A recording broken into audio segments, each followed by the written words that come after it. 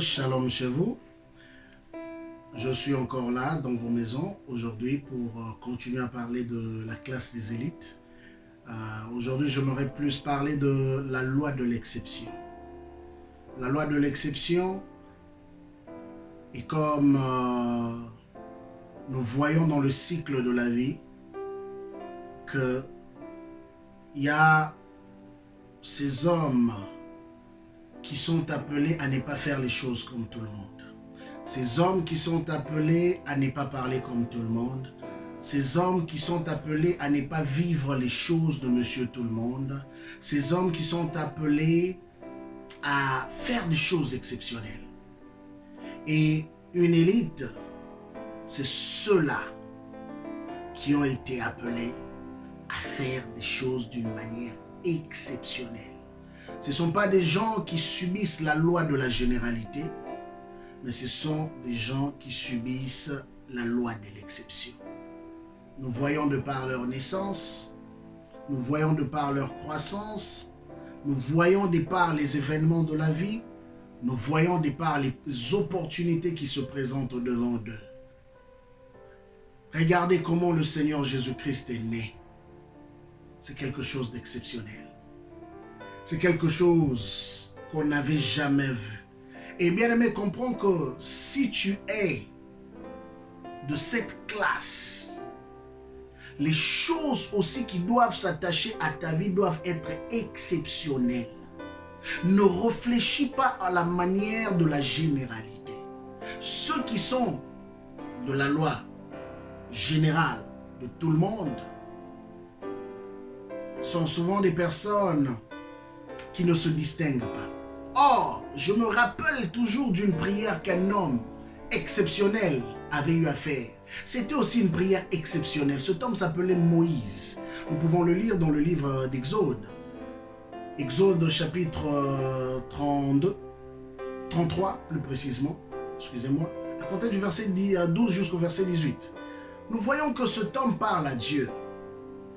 Il dit à Dieu, comment les gens reconnaîtront-ils que tu es avec nous si tu ne nous distingues pas?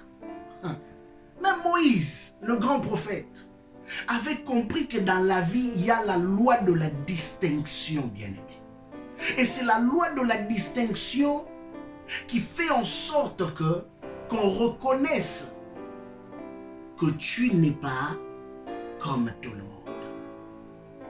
Il y a toujours cette loi qui s'applique auprès de ceux qu'on a appelés les élites. La loi de la distinction.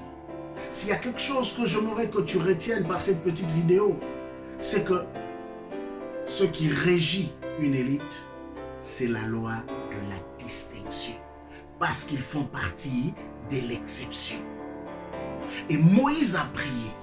Il demande à Dieu, si nous sommes comme les autres peuples du monde, si les choses qui se passent avec nous sont comme tous les autres de la terre, alors personne ne saura reconnaître que toi, Dieu, tu es avec nous. Bien-aimé, j'aimerais te parler.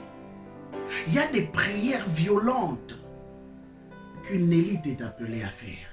Une élite ne prie pas comme tout le monde. Une élite ne prie pas de la manière seulement comme certains le diraient. C'est vrai, ce n'est pas mauvais.